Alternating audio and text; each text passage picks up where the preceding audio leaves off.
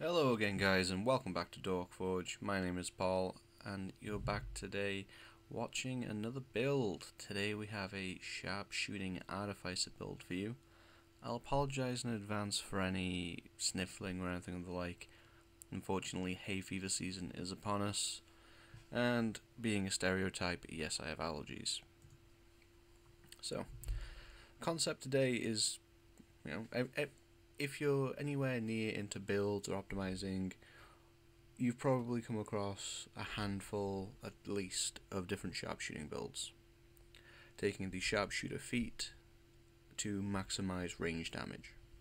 Well, we're going to do just that today, but we're going to use the new artificer, specifically the battlesmith, as the chassis for that. So, our highlights are going to be that we have a high damage output with low resource use.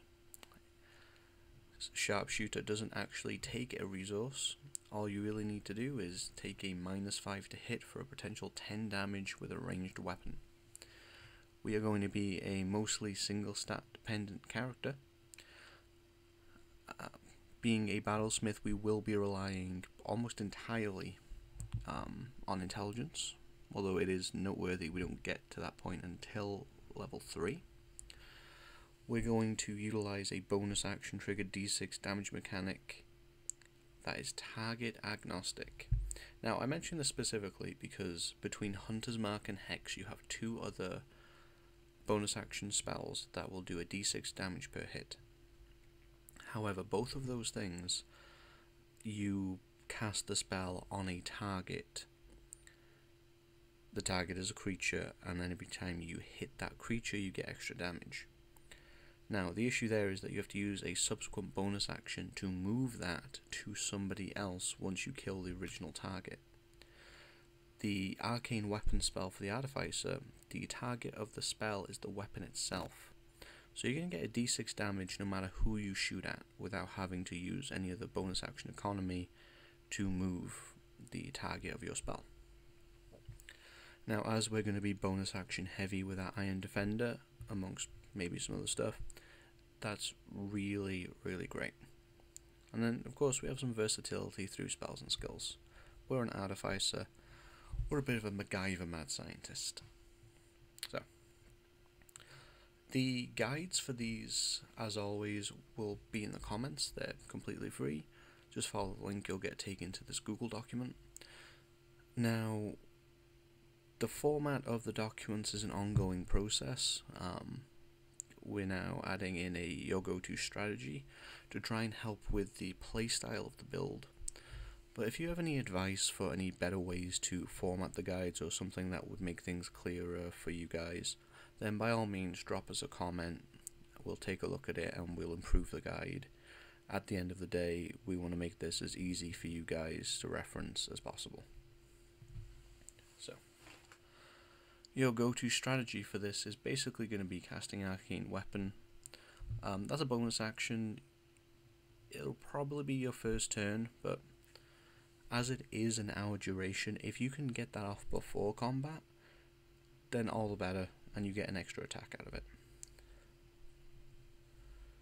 Then you'll be letting loose with your crossbow, sharpshootering for bonus damage, and when you get to level 7, you're going to be looking at, if you choose to use Arcane Jolt, which you can use 4 times a day, you'll be looking at 54 average damage, assuming all of your attacks hit, 62 if you get an Iron Defender attack on top of that. Now, that is average damage. It can go up, it can go down, but you do have a flat 30 in that 54 damage, so it isn't going to go that far down. For our race, yet again, will be a Variant Human. That extra feat to begin with, and since we are single stat dependent for the most part, it's just too good to give up. For our feat, we'll be taking Sharpshooter, and we'll be bumping Dex and Int. Now, as we don't have a specific concept for this build, the skill that you get and also what background you take is entirely up to how you want to flavour the class, or how you want to roleplay. If you want to be a bit more of a face, then obviously you're going to want to take some kind of background that would give you a charisma based skill. or if you want to stick with the Battlesmith theme, a soldier background. You know, just really use the background and skills as a chance to take this build and really customize it for your playstyle. I do recommend taking Arcana and Perception for your Artificer skills though. We won't have a great Wisdom, so taking Perception is just really advisable. You're less likely you're going to get jumped without knowing it, and you'll also be able to pick out any, you know, people hiding in bushes, any clues, that kind of thing. Recommended spells. Arcane Weapon is the key spell here, as it is pretty much any time you go with an Artificer. That bonus action for a d6 with hits is just too good. Cure Wounds, Staple Healer, in my opinion you should always have it prepared just in case. Now, personally I am quite a fan of the spell False Life. If you're a Warlock or you take Warlock levels, taking Fiendish Vigor so that you can cast it at will is pretty great. And in this regard, False Life, seeing as you're not actually going to be using that many spell slots, a single casting of False Life will really help just crank up your survivability. And then when you get access to second level spells, Aid, great for you, great for your party, maybe your Iron Defender. Infusion wise, we only really need 2. The key one here is Repeating Shot, which will give your crossbow a +1. It will make it create its own ammo, so you don't have to worry about keeping track of bolts. And most importantly, it allows you to completely ignore the loading feature. So you get a sharp shooting crossbow build that doesn't require Crossbow Expert. So if you did this build with a longbow, you'd be looking at a d8 damage, but since you can use a heavy crossbow, you'll be using a d10 for your damage. It's only a die size bigger, but every little helps, and it does bump that average damage up a bit. Excuse me. So, Enhanced Defense, crank that AC up. So if you were to go with Breastplate, you'd get a 17. Or if you went with Half Plate, you'd get an 18. And of course you do have the option of carrying a shield to crank that up to 19 and 20 respectively.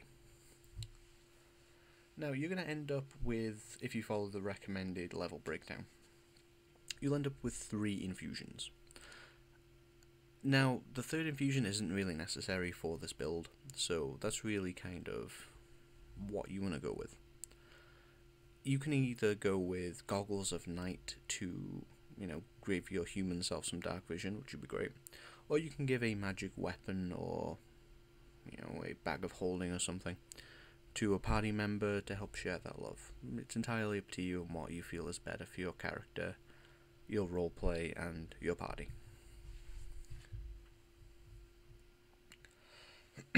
Now this is the first level 20 build you're getting at Dorkforge, so we do have a complete breakdown levels 1 to 20.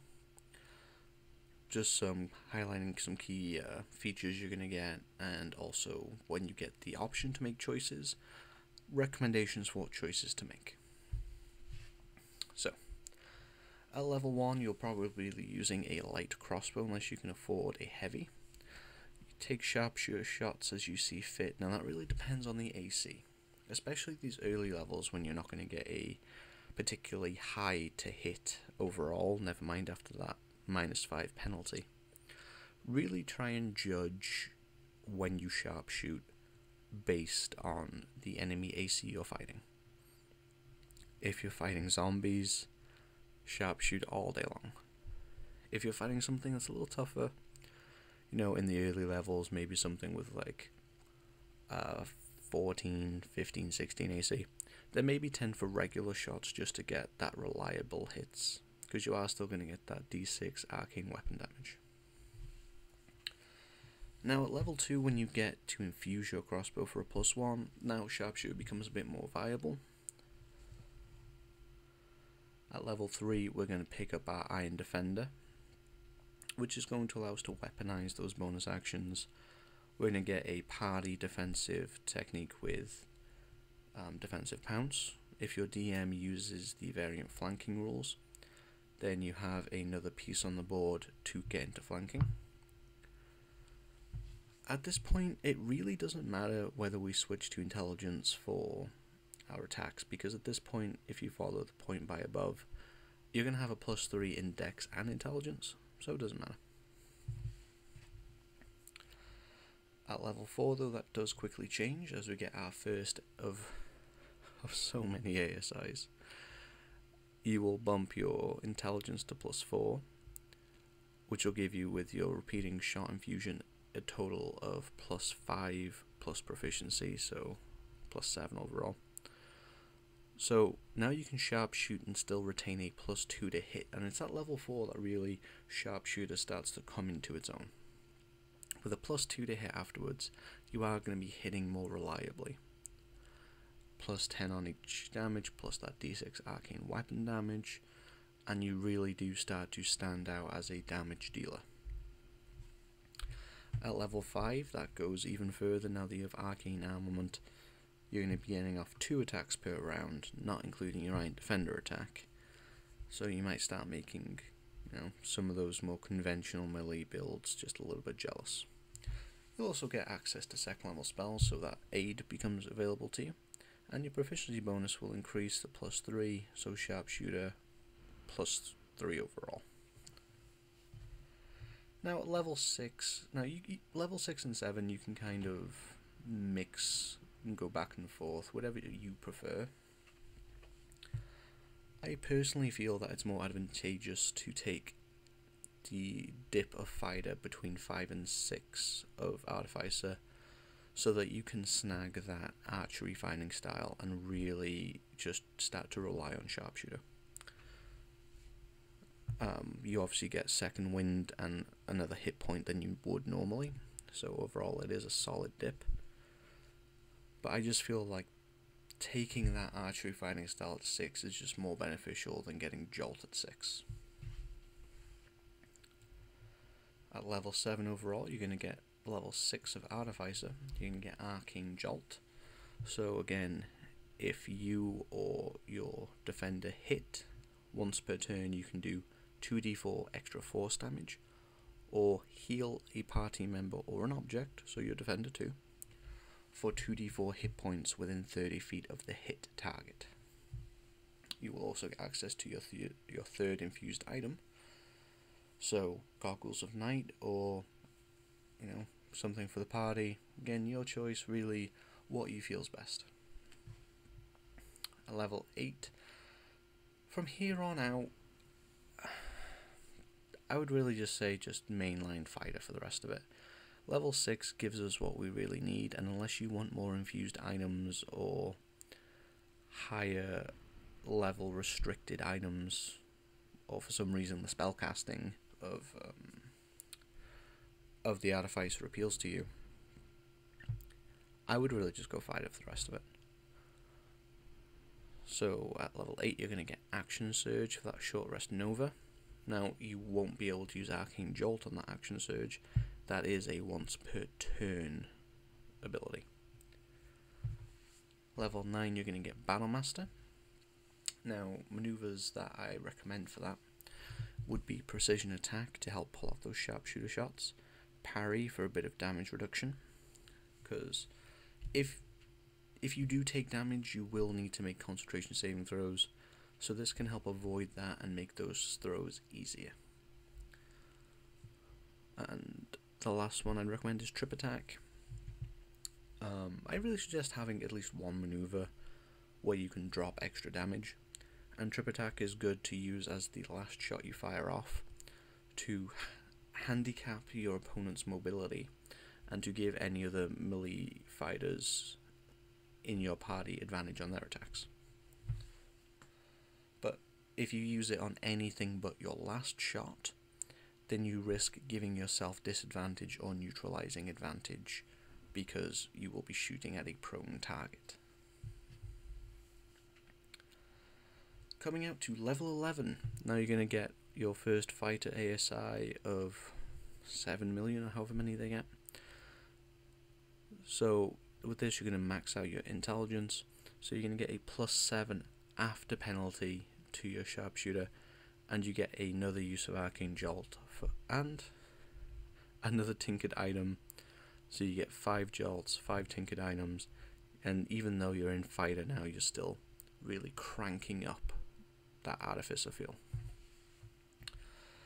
Level 11, it's a bit of a dead level since you already have extra attack, but HP grows, you get another second win point. No complete loss. Level 12, you get another ASI. This, from here on out, ASIs, now that you've completely maxed intelligence, is really your personal choice. I have some suggestions. You could either, you can bump a stat you feel is lacking. Con would be the biggest one here. Or there's several feats that would really benefit you. So tough, 2 extra hit points per level, medium armor master, an extra point of AC, and it allows you to utilize the half plate without giving disadvantage on stealth. Level 13, you're going to get Know Your Enemy, situational, but if you have the time, and being stealthy could help with that, then you can help plan out how to handle certain enemies. You're going to get a proficiency increase because we have 13 overall, and your sharpshooter becomes a +8 after penalty. Level 14, another ASI. Anything feat-wise we've mentioned before, Martial Adept will give you another superiority die. That's a really strong option. Maneuver-wise, there's only so many you can use with a ranged weapon, but that extra die, really key. Level 15, we're going to get 1 use of Indomitable, so we can re-roll 1 failed saving throw. It's always nice. And that saving throw can be a saving throw that we may have failed to retain concentration, which, saves you a bonus action to recast it, and it saves you having to waste another spell slot when spell slots are limited. Level 16, you're going to get a couple more maneuvers, and superiority die turns into D10s. Level 17, things are starting to get a little bit, more competitive at the higher levels. 3 attacks per turn, 6 on an over, and now you get +9 on sharpshooter. That's a flat 60 per turn damage from just sharpshooter if you hit all your attacks. And with precision attack and a bunch of superiority die to help pull off precision attacks, there are higher damage Nova builds out there, but for a sharpshooter build, especially utilizing that D10 crossbow and the arcane weapon damage, this does, I feel, remain pretty competitive at the higher levels. Level 18, you're going to get another ASI. At this point, you could just take Lucky. Why not? I'm not a huge fan of Lucky, but when you have this many ASIs and it is level 18, why not, right? Level 19, you're going to get your second use of Indomitable. That's just gravy. And level 20, you're going to get another capstone ASI. So at this point, if you were starting to miss, magic, you haven't really progressed your magic besides, upping your intelligence and getting another tinkering item, take magic initiate. Get a couple cantrips, maybe a familiar. Ritual caster. At level 20, you've really got all the power that you could possibly want in terms of archery attacks. There's no feats, maybe Skulker to help pull off attacks from hidden, but really whatever you want to go with here is going to be good. It's hard to fill out this many ASIs when you're mostly single stat dependent, to be honest.